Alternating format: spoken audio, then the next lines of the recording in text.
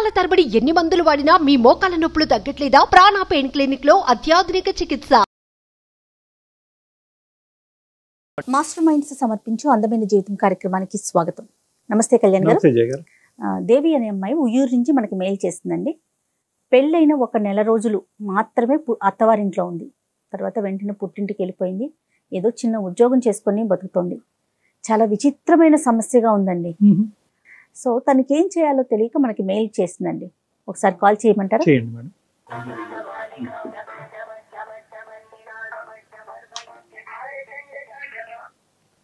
Hello hello, దేవి గారండి, నేను జయానండి, అందమైన జీవితం ప్రోగ్రామ్ నుంచి కాల్ చేస్తున్నాను. నమస్తే మేడం. నమస్తే దేవి. నమస్తే అండి. మీరు మెయిల్ చేశారు, డాక్టర్ గారితో మాట్లాడాను, డిస్కస్ చేశాను మీ విషయం. మరి మీరు కూడా ఒకసారి మాట్లాడతారా? నాతో పాటు డాక్టర్ గారు కూడా స్టూడియోలో ఉన్నారు. మాట్లాడతాను మేడం. ఎస్, దేవి అండి, ఉయ్యూరు నుంచి. దేవి నమస్తే అమ్మా.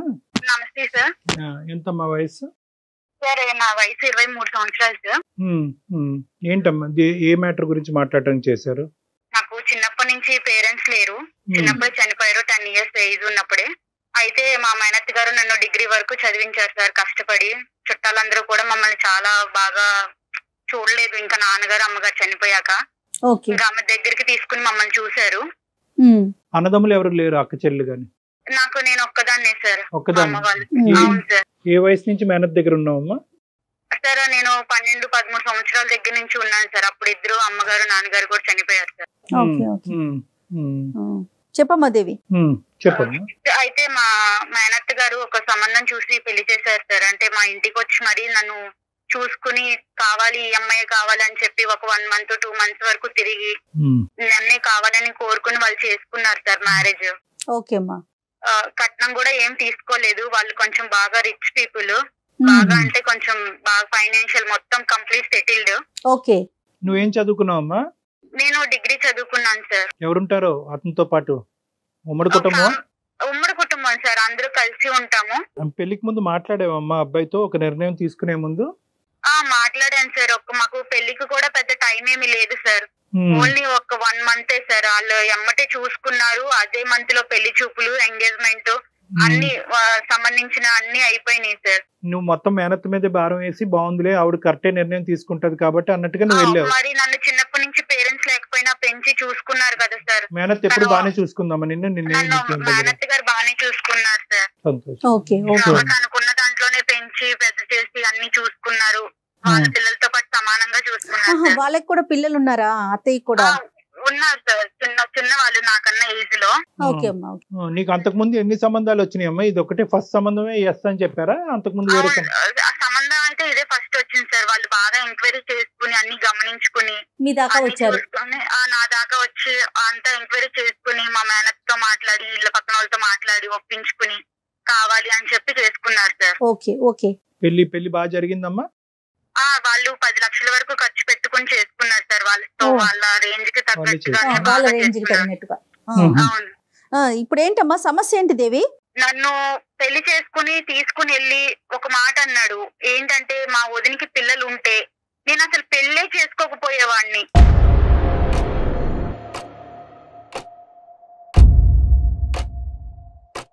వదినికి పిల్లలు ఉంటే నన్ను చేసుకోకపోవడం ఏంటి, నాకెందుకు ఇట్లా మాట్లాడాడు ఈయన అని చెప్పేసి నేను కొంచెం లోపల చాలా బాధపడ్డాను మేడం. ఆ తర్వాత ఈవిడ ఏమన్నారంటే, నాకు ఎక్కడ ఈయన అన్న ముందు కన్నా నాకు ఎక్కడ అనుమానం కలిగిందంటే, మా ఫస్ట్ నైట్ అప్పుడు అంటే అక్క, మా బావగారి వైఫ్, మా హస్బెండ్ వదిన కాల్ చేసి ఈవినింగ్ టైము వీళ్ళు ఫస్ట్ నైట్ కి మా ఇంటికి వస్తారు అన్న టైంలో కాల్ చేసి వీళ్ళిద్దరు, ఈమె ఎలా చెప్పిందంటే, మీ హస్బెండ్ మరిది గారు నీతో ఇలా ఉంటాడమ్మా చెల్లి, నేను ఇలా చేస్తారు ఇట్లా ఉంటారని ఆమె ఎట్లా చెప్తుందంటే, కంప్లీట్ లైవ్ ఒక ఎక్స్పీరియన్స్ చేస్తే మనం ఎలా ఒకరికి ఓపెన్ గా చెప్తామో అంతలా చెప్పింది సార్.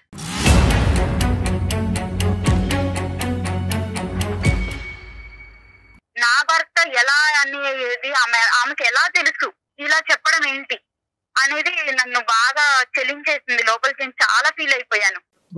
వాళ్ళకి పిల్లలు లేరమ్మా? పిల్లలు లేరు సార్. ఇక్కడ పాయింట్ అక్కడే స్టార్ట్ అయింది సార్. వీళ్ళకి పెళ్లి, మా ఆయన నన్ను పెళ్లి చేసుకోవడానికి ఎంత రీజన్ అది కూడా ఆమెకి పిల్లలు లేక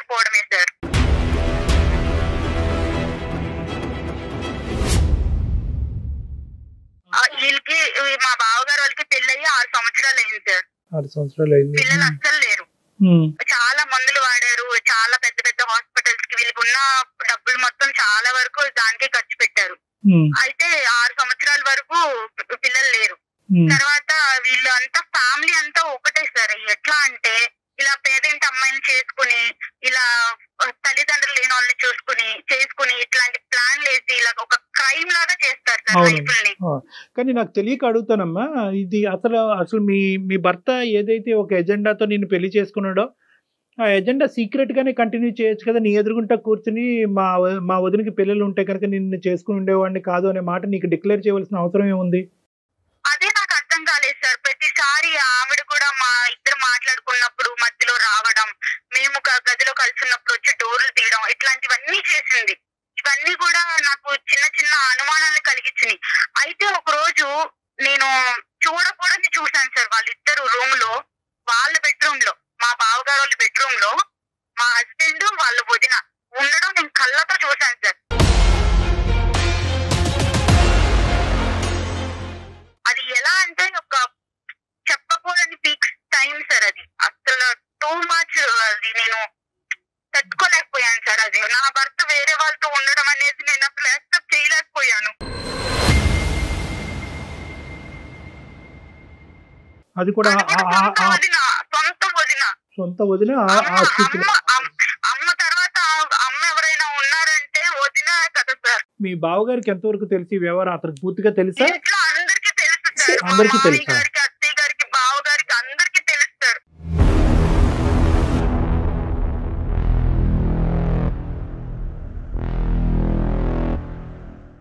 అందరికీ తెలుసు. తోటికోడలు కూడా నాలాగా లేని పరిస్థితి నుంచి వచ్చి తామని కూడా అలాంటి ఇంటి నుంచి చేసుకున్నారు. వీళ్ళు ఇద్దరు అన్నదమ్ములు కూడా లేట్ మ్యారేడ్ సార్.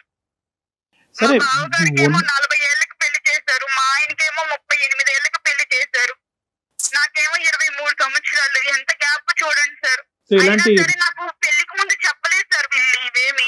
తర్వాత చెప్పారు. చెప్తే నువ్వు ఎందుకు చేసుకుంటావు కానమ్మా. వీళ్ళందరూ ఏంటంటే అలాంటి బక్రాలను ఎదుర్కొని ఎవరైతే కనుక దిగు స్థాయి దిక్కులేనటువంటి వాళ్ళు ఉంటారో, ఎదురు దాడి చేయరు, ఎటువంటి ప్రశ్న అడగరు, ఒక మూలన పడి ఉంటారు. అయినా కానీ నిన్ను చేసుకోవటం ఎందుకమ్మా? ఇప్పుడు అంటే పెళ్లి అనే ఇప్పుడు వాళ్ళ వదినతో నిజంగా ఆ వ్యవహారం నడిపిస్తే కనుక ఆ ట్రయాంగిల్ లవ్ స్టోరీ అలాగే కంటిన్యూ అవనియండి. మధ్యలో నిన్నెందుకు తీసుకొచ్చారంటే ఎందుకు బలి చేశారు అసలు? అది లవ్ కాదు సార్, అది ఒక రకమైన కామం అన్నమాట. నీ దురదృష్టం ఏంటంటే కనుక ఇక్కడ కట్నం అడగకుండానే చేసుకున్నారు, పెద్దింటి కుటుంబంలో చేసుకున్నారు, తల్లి లేని పిల్లని చేసుకున్నారు, జాలిపడి చేసుకున్నారు అనే యాంగిల్లో ఎంతో కొంత ఒక వ్యవహారాన్ని కనుక్కోకుండా, ఎందుకంటే ఇలాంటివి ఎక్కువ దాగేటటువంటి కాదమ్మా. సార్ వీళ్ళకి ఫస్ట్ నుంచి కూడా రిలేషన్ ఉందని చెప్పేసి చుట్టుపక్కల వాళ్ళకి, ఇంట్లో పనిచేసే ఒక పని ఆవిడికి, అందరికి కూడా వీళ్ళ మీద చిన్న అనుమానం అనేది ఉంది సార్. నీకు వెళ్ళాక గానీ తెలియలేదు అంతేనమ్మా? వెళ్ళాక గానీ తెలియలేదు. ఈయన కూడా ఫస్ట్ నుంచి కూడా ఇట్లా నాకు ఫస్ట్ నైట్ అప్పుడు చెప్పడం, ఈయన ఇలా ఇవన్నీ కూడా ఇక నేను కూడా స్లోగా అందరినీ కనుక్కోవడం ఇలా జరిగింది సార్. ఇవి జరిగిన తర్వాత మా మామయ్య గారికి, అత్తయ్య గారికి అందరికి కూడా నేను దీన్ని ఎక్స్ప్లెయిన్ చేశాను మేడం. చేసినందుకు నన్ను వాళ్ళు ఆ రోజు సాయంత్రమే తీసుకొచ్చేసి మా ఇంట్లో మా మేనత్త దగ్గర నన్ను దింపేసి, మీ అమ్మాయిని ఇలా పెంచారు మీరు ఇలాగే నా పెంచడం, ఇలాగే ఈ అమ్మాయికి మంచి మర్యాద అని చేసుకున్నాం మేము, మా మీద బొరుగు జల్లుతుంది అంటే వాళ్ళ వైపు ఏమీ తప్పు లేనట్టుగా మాట్లాడుతున్నారు అంతేనమ్మా? మాట్లాడి మా మేనత్త గారికి చెప్పి దింపేసి వెళ్ళిపోయారు మేడం మా మామయ్య గారు. మరి అత్తయ్యకి మీరు ఎక్స్ప్లెయిన్ చేశారా? అందరికి చెప్పాను మేడం. మీ మేనత్తకి ఒక్కటే తెలిసి, వాళ్ళందరూ తెలిసి ఇదనేది జరుపుతున్నారు. వాళ్ళ ఇంట్లో ఇదంతా కూడా ఒక ఆనవాయితీ, ఒక అలవాటు, ఒక వ్యవహారం అమ్మా. అది ఆ కల్చర్ అలా అయిపోయింది. ఇక్కడ దురదృష్టం ఏంటంటే ఏదైతే నీ లూప్ లోంచే వచ్చినటువంటి ఆ పెద్ద ఆడపిల్ల కూడా ఇంకా వాతావరణానికి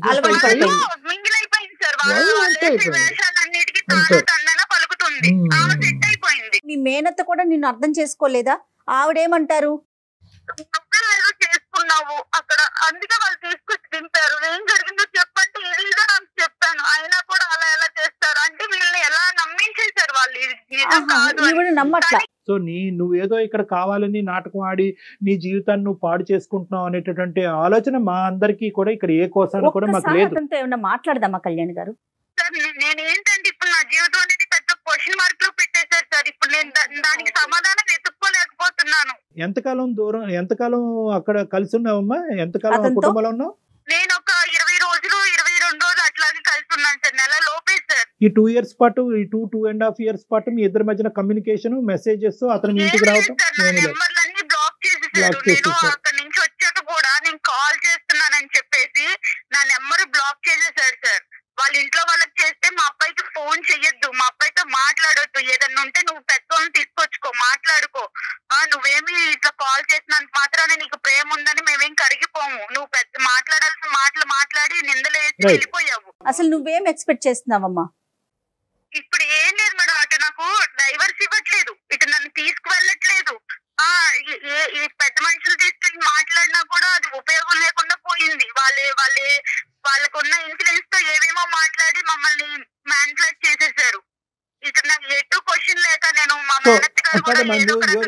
యూర్ ఓపెన్ టు ఆల్ కదా. అంటే ఒకటే నేను అడిగేది ఏంటంటే, యూర్ ఓపెన్ టు ఎవ్రీథింగ్ కదా. డైవర్స్ అయినా మళ్ళీ కలిసి వాళ్ళు ఏదైనా మార్పు వచ్చి ప్రత్యేకమైనటువంటి స్ట్రింజెంట్ కండిషన్స్ పెట్టుకుని అక్కడ నీకే కలిసి ఉండాలనే ప్రయత్నంతోనే నేను అందమైన జీవితానికి మెయిల్ చేశాను. కలిసి ఉండాలనే ప్రయత్నం. నేను ఆ ఇంట్లో వాళ్ళందరి మధ్యలో కలిసి అయితే ఉండలేను సార్ నా భర్తతో. ఇప్పుడు నీ భర్తని వాళ్ళు మౌల్డ్ చేసి, మాడిఫై చేసి, ఆ విధంగా ఉచ్చులోకి తీసుకెళ్లి పిల్లలకి అనేటటువంటి మెషిన్ లాగా పట్టుకెళ్లారనే ఉద్దేశమా నీకు? అంటే నీ భర్త ఇప్పటికీ నీ భర్తను నువ్వు ట్రస్ట్ చేస్తున్నావా? కాబట్టి భర్త బయటకు వస్తే కాపురం చేస్తానని అంటున్నావా? అవును సార్, అవును సార్. ఆ కుటుంబంలో వ్యక్తే కదా నీ భర్త కూడా. నువ్వు కుటుంబాన్ని వేరు చేయండి, నా భర్తను తీసుకురండి అంటున్నావు. నేను ఒక జాబ్ చేసుకుంటూ జాబ్ లో కూడా నాకు ఎన్ని అనుభవాలు ఎదురవుతున్నాయి సార్. ఒక పెళ్ళయ్యి అమ్మాయి పెద్ద నుంచి మళ్ళీ వచ్చి జాబ్ చేసుకుంటుంది అంటే ఎంత నరకం అనిపిస్తున్నానో ఒక ఆడపిల్లగా నాకు మాత్రమే తెలుస్తారు. అంటే వీలైనంత వరకు ఆ కుటుంబం నుంచి దూరంగా ఉండేటటువంటి ప్రయత్నం గురించే మేము కూడా ఒక ఎఫర్ట్ పెడతాం అమ్మా.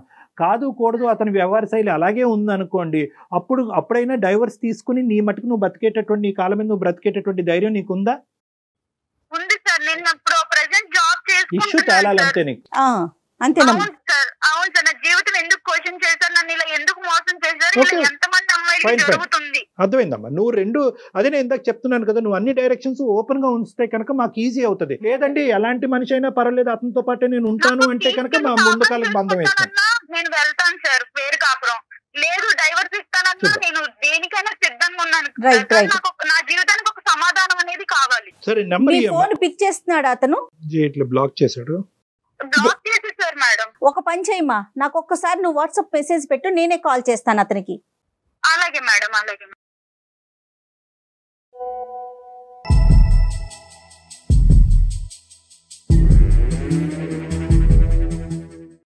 హలో హలో, సుధీర్ అండి? అవునండి.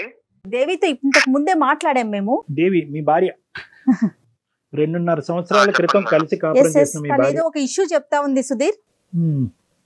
తన్ని మీరు పెళ్ళైన నెల రోజుల్లోనే పుట్టింట్లో వదిలేశారని, ఇప్పటికి 2 సంవత్సరాలు అవుతోందని, పెద్ద మనుషుల ద్వారా వచ్చినా కూడా సమస్యకి పరిష్కారం కావట్లేదు, నన్ను ఏం చేయమంటారు అని మాకు ఒక మెసేజ్ పెట్టింది. మేమే కాల్ చేశాము. సో తన ఫోన్ పిక్ చేయట్లేదని నేనే మీకు కాల్ చేయటం జరిగింది సుధీర్. అసలు ఏం జరిగింది ఏంటి అసలు నేను ఎందుకు ఎక్స్ప్లెయిన్ చేయాలి మేడం? అంటే ఇప్పుడు నేను ఎందుకు చెప్పాలి ఇదంతా? ఎవరు మాకా?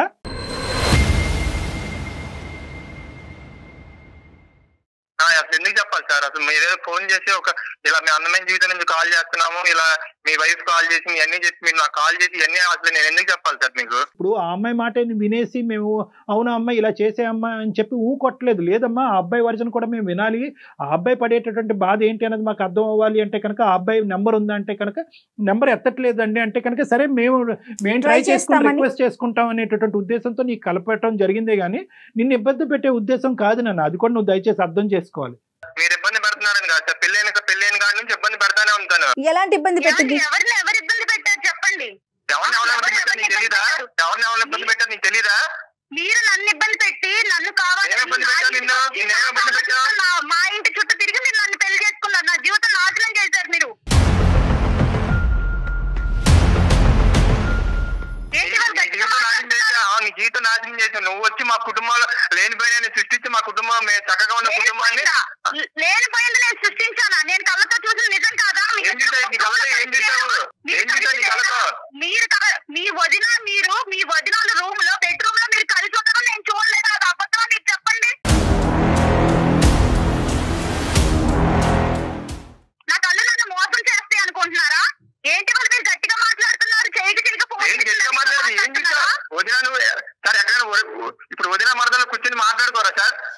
ఫ్యామిలీలో పడుకుంటారు, చేతులు పట్టుకుని చేతులు వేసుకుని మంచాల మీద చేతులు పట్టుకుని చేతులు వేసుకున్నా అంటే సార్ ఆ రోజు మా వదిన వాళ్ళ పర్సనల్ ప్రాబ్లం ఏదో మా వదిన వాళ్ళ ఇంట్లో పర్సనల్ ప్రాబ్లం ఉంటే అది నాకు చెప్తుంది సార్.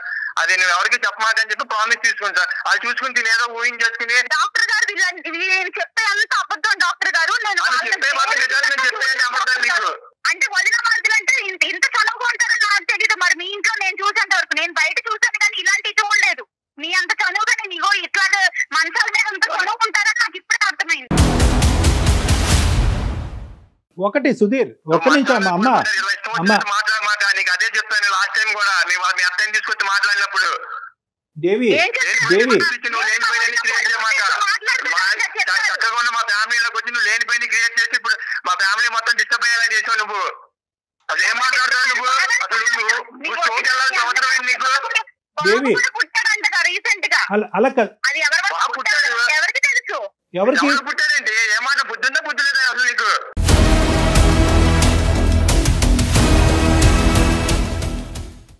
నాకు బుద్ధి బాగానే ఉంది, నీకు బుద్ధి లేని పనులు చేశారు కాబట్టి నన్ను మా ఇంటికి తీసుకొచ్చి దింపేశారు. నాకు నేనే రాలేదు నా కాపురాన్ని పాడు చేసుకుని.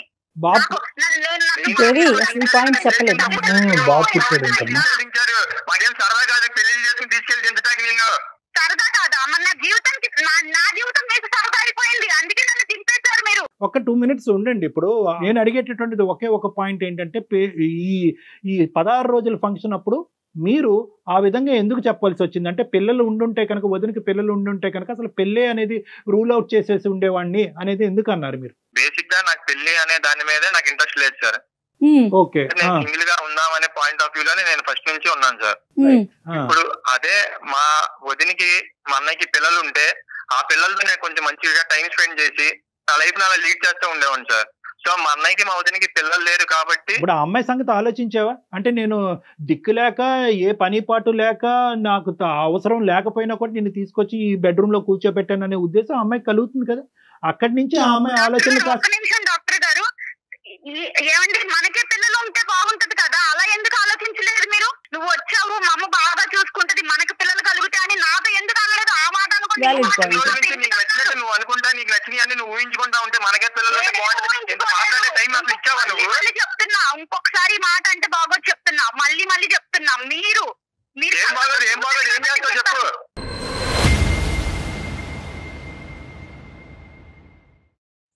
మాట్లాడితే బాగోదు అంట. నువ్వు వచ్చాక కూర్చుని ఏమంటే మీరు ఆ రోజు ఇలా అన్నారు, ఎందుకు అన్నారు, ఏంటి దాని ఉద్దేశం ఏంటని నువ్వు అడిగావు నన్ను. మా మేనత్తను తీసుకుని పెద్ద మనుషులు తీసుకుని నేను వచ్చాను కదా, మీరు అప్పుడేం చేశారు? అప్పుడు మాకు ఈ పిల్లొద్దు, అలా వద్దు, ఇలా వద్దు అని మాట్లాడారు కదా, అలా మాట్లాడుకున్నా. అవును, నువ్వు ఇలా కట్టుకదలనుకుని కుటుంబంలో అందరి మధ్య సవాళ్ళు సృష్టిస్తావు, నాకేం తెలుసు, అందుకే వద్దని చెప్పాను. సృష్టించలేదు డాక్టర్ గారు, ఇదేమి నేను క్రియేట్ చేసి మాట్లాడట్లేదు డాక్టర్ గారు. నాకు నేను చూశాను, మీరు అబద్ధాలు చెప్పొద్దండి. ఫైనల్ గా ఒకటేనమ్మా, 3 సంవత్సరాలు చూసారంటావు. ఏంటంటే మీరు మంచాల మీద పడుకోలేదా? ఎలా పడుకున్నారు? నేను చూడండి పిచ్చిగా మాట్లాడమని చెప్తున్నా దేవి, ఇష్టం వచ్చేది సృష్టించమాట నువ్వు చెప్తున్నా.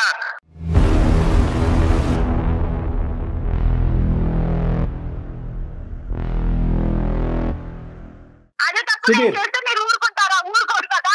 ఊరుకోరు, ఎవరు ఊరుకోరమ్మా.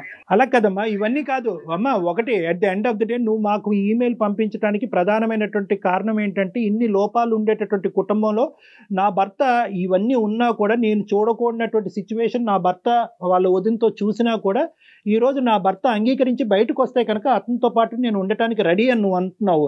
దానికి అతను రెడీయా కాదా అన్నది ఫస్ట్ అది తేల్చుకుని దాన్ని బట్టి మనం మిగతా మాటలు మాట్లాడుకోవాలి. కానీ ఇంకా ఒకరి మీద ఒకరు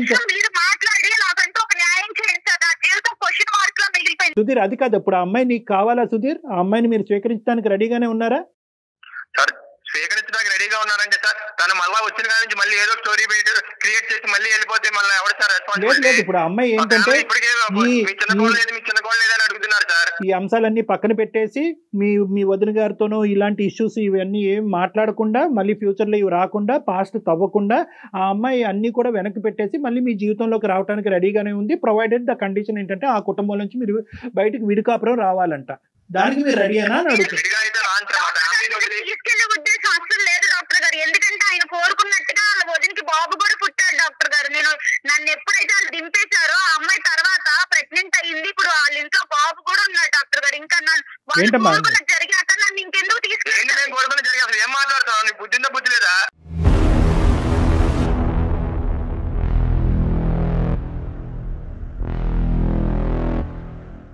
పొద్దు పొద్దున్న న్యూసెన్స్ చేయండి సార్ మాది ఇక్కడ.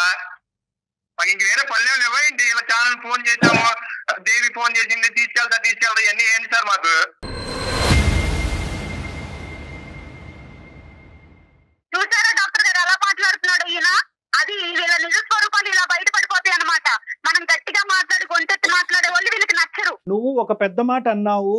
ఇప్పుడు నేను బయటకు వచ్చినాక వాళ్ళు వదిన గర్భాన్ని దాల్చి ఇప్పుడు ఒక బిడ్డను కన్నది అంటే కనుక దాని ఉద్దేశం ఏంటి? చూసాను కాబట్టి ఇది సిచ్యువేషన్ గా లేదమ్మా, అసలు సందర్భానుసారం లేదు. నా భర్త అటువంటి క్యారెక్టర్ నేను బయటకు రాగానే వదినతో సంసారం చేసి ఇప్పుడు కన్నాడు కాబట్టి ఆ వ్యక్తి అయినా పర్వాలేదు నాకు కావాలి అని చెప్పి మా చేత ఫోన్ చేయించడం ఎందుకమ్మా? ఇప్పుడు నీకు అటువంటి భర్త కావాలా? నిజంగా నువ్వు అన్నదే కరెక్ట్ అని అనుకుందాము. ఈ ఆలోచనలు ఈ ఉద్దేశాలన్నీ మా మనసులో పెట్టుకుని అతనితో పాటు మళ్ళీ ప్రయాణం మొదలు పెడతాను, ఓన్లీ కండిషన్ అక్కడ కుటుంబం నుంచి బయటకు రావాలంటే ఇది వర్కబుల్లేనా? మీరిద్దరు ఎప్పటికీ కూడా సుఖ సంతోషాలతో ఉంటారా? మేము కలిపి పంపినా కూడా ఇది వర్కబుల్లేనా? ప్రాక్టికల్ లైన్లో సుధీర్ ఇప్పుడు నేను ఏ నిర్ణయం తీసుకోలేని స్థితిలో మీ దగ్గర మెయిల్ చేశాను సార్.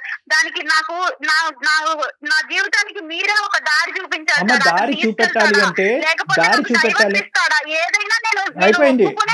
మీకు ఆలోచించుకుని మెయిల్ చేశాను. అతను డైవర్స్ ఇస్తాడా లేదా అనేటటువంటిది అతని సంభాషణలోనే మనకు అర్థమైంది, అతని మాట తీరులో అర్థమైంది. ఇప్పుడు ఫోన్ కట్ చేసి వెళ్ళిపోయాడు. ఇంకా మనకు అర్థం అయిపోయింది అతనికి నువ్వు వద్దు.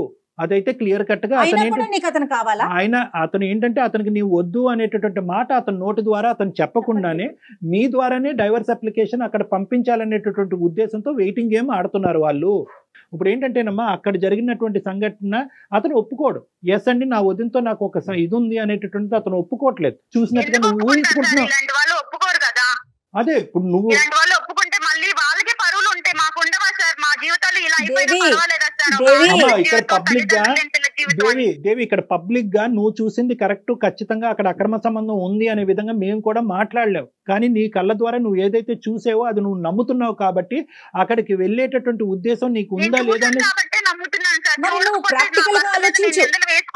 దేవి మొత్తం నువ్వే చెప్తున్నావు. నువ్వు ప్రాక్టికల్ గా ఆలోచించు. నువ్వు చూసింది మేము సమర్థించలేము అమ్మా. ఎందుకంటే మేము ఎలా సమర్థిస్తాము? అక్కడ మేము సమర్థించలేము. కానీ నువ్వు చూసింది నిజమే. ఆ నిజాన్ని నేను చూశాను కాబట్టి అది నేను జీర్ణించుకోలేను కాబట్టి అక్కడికి నేను వెళ్ళలేను అనేటటువంటి నిర్ణయం అన్నా తీసుకోవాలి. అది జీర్ణించేసుకుని సంసారం జీవితమే ఇంపార్టెంట్ కాబట్టి మిగతా అంశాలన్నీ పక్కన పెట్టేసి అణిగిమణిగి నేను అక్కడే ఉంటాను అనే నిర్ణయం అన్నా ఏంటంటే అది ఖండిస్తున్నావు, అది తప్పు అంటున్నావు, అది కరెక్ట్ కాదంటున్నావు, అది దరిద్రం అంటున్నావు. కానీ నా భర్త నాకు కావాలి, అక్కడి నుంచి బయటకు వస్తే కనుక అన్ని మర్చిపోయి కాపురం చేస్తానంటే ఈ రెండు ఎలాగ ఒక పడవలో ఎలా ప్రయాణం చేయొచ్చు? ఇవి కాదమ్మా నువ్వు చూసింది. ఇప్పుడు మీరు నా బాధ అనేది మీకు అర్థమైంది కాబట్టి నాకు అర్థమైంది. నేను ఒకే కంక్లూజన్ నేను చెప్తానమ్మా. ఇప్పుడు ఆ అబ్బాయి అయితే కనుక ఇది ఒక పేపర్ తీసి చింపేసినట్టుగా ఇది చింపేస్తున్నాడు. అదేమీ లేదు, కేవలం మా కుటుంబంలో విడదీయటానికి ఈ అమ్మాయి దాపరించింది కాబట్టి ఈ అమ్మాయిని తీసుకెళ్లి ఆ పుట్టింట్లో వదిలేయటం జరిగింది. మాకు ఇక్కడ ఎటువంటి అలాంటి బూత్ కార్యక్రమాలు ఏమి ఇక్కడ జరగట్లేదు, అటువంటి అంశాలు ఏమీ లేవు అని ఆ అబ్బాయి కళాఖండిగా చెప్పేశాడు. కాబట్టి ఆ అబ్బాయి తప్పు చేస్తున్నట్టుగా ఇలా పబ్లిక్ ఫోరం మీద మేము మాట్లాడటం అనేది కరెక్ట్ కాదు. వదినికి అతనికి ఇంకోటి ఏదో ఉంది అనేటటువంటిది ఇలా పబ్లిక్ ఫోరం మీద మాట్లాడటం కరెక్ట్ కాదు. కానీ at the end of the day okay అందు గురించి ఇక్కడ ఏంటంటే బాధితురాలు నువ్వే, జడ్జి నువ్వే. అదే నేను అంటున్నాను, బాధితురాలు నువ్వే, జడ్జి నువ్వే. నువ్వు కొద్దిగా ఓపెన్ మైండ్ సెట్ లో ఉండాలి. నువ్వు ఎంత ఇంప్రాక్టికల్ గా ఆలోచిస్తున్నావు అనే ఓపెన్ మైండ్ సెట్ తో నువ్వు ఉంటే కనుక నీ నిర్ణయం నువ్వే తీసుకోవచ్చు. ఇలాంటి వ్యవహారాలు నడిపించేటటువంటి భర్తతో పాటు నమ్మకంగా నేను ఎలాగా కాపురం చేయగలను, ఎలా నమ్మకంగా అతనితో కాపురం చేసి పిల్లలు కన్ను, ఇది ప్రాక్టికలీ ఇంపాసిబుల్. నెంబర్ 1. నెంబర్ 2 ఏంటంటే ఇక్కడ మోస్ట్ ఇంపార్టెంట్, అతనికి నీ మీద పూర్తిగా నమ్మకం పోయింది. అతను నీ మీద నమ్మకం ఏమి లేదు. ఈ అమ్మాయి ప్రేమ పోయింది, చచ్చిపోయింది. అతను ఒకటే ఉద్దేశం ఏంటంటే నేను అయిష్టంగా బలవంతంగా పెళ్లి చేసుకున్నాను. అయితే ఏంటయిందంటే కనుక కొద్దిగైనా కాంప్రమైజ్ అయ్యి నేను చెప్పేటటువంటి మాట విని నా లెక్క ప్రకారం ఉండేటటువంటి వ్యక్తిగా వచ్చుంటే కనుక నేను స్వీకరించేవాడిని. వస్తూనే మా కుటుంబాలను చిచ్చిరేపి ఎదురుదాడి చేసేటటువంటి వ్యక్తిని నాకు వద్దు అని చెప్పి చెప్పకుండానే అతను నీకు దండం పెట్టేశాడు. అతను సో ఇటువంటి వాతావరణంలో అసలు ఎంతవరకు అసలు 0.5% అయినా కూడా ప్రాక్టికల్ గా మీరిద్దరు సంసారం చేసుకుని ముందుకు వెళ్ళగలరా? No, I don't think it is practically possible. నువ్వే ప్రాక్టికల్ గా ఆలోచించట్లేదు దేవి. సారీ నేను ఇట్లా అంటున్నందుకు. నువ్వు చేయవలసింది ఏంటంటే, నీకు కాపురం వద్దు, భర్త జీవితం ఏంటి మేడం? ఇప్పుడు నా జీవితం ఏమైతుంది? డైవర్స్ ఇస్తారా? ఫస్ట్ నువ్వు లీగల్ అడ్వైస్ తీసుకో. మీ తరపు నుంచి మీరే డైవర్స్ తీసుకునేటటువంటి ప్రయత్నం చేయండి. ఒక లీగల్ నోటీస్ అనేది వాళ్ళకి పంపించండి. అన్ని సర్దుమనుగవు. నీ జాబ్ నువ్వు చేసుకో, నీ కాళ్ళ మీద నువ్వు నిలబడే ప్రయత్నం చేయి. ఇప్పుడు నీ క్లారిటీ వచ్చింది కాబట్టి, ఇంతవరకు నువ్వు ఒక కన్ఫ్యూజన్ లో ఉన్నావు కాబట్టి ఇప్పుడు నీకు వచ్చింది సార్. ఇప్పుడు తెలిసింది వాళ్ళ నిజ స్వరూపం అనేది ఫోన్ కాల్ బాగా క్లియర్ గా అర్థమైంది. సో నీకు ఏ దారి అయితే నువ్వు ఎత్తుక్కుంటూ వచ్చావు మా దగ్గరికి, ఆ దారి ఇది ఉందమ్మా అని అవైలబిలిటీ అనేటటువంటిది ఒక క్లారిటీ మీకు ఇచ్చాము. నీకు ఆ కన్ఫ్యూజన్ క్లియర్ అయింది కాబట్టి ప్లీజ్ గో హెడ్ అండ్ నీ జీవితం ఏదైతే ఉందో ముందున్న జీవితాన్ని ఒక నమ్మకంతో ప్రయాణం చేయడానికి ప్రయత్నం చేయమ్మా. ఎవ్వరు మనతో తోడు రారు అమ్మా దేవి, మనకి మనమే ధైర్యంగా ఉండాలి. Okay thank you. Good luck అమ్మా, all the best. She's confused. నిదానంగా ఆలోచించుకుంటే తనకి ఒక క్లారిటీ వస్తుందండి. రైట్ కళ్యాణ్ గారు, నమస్తే.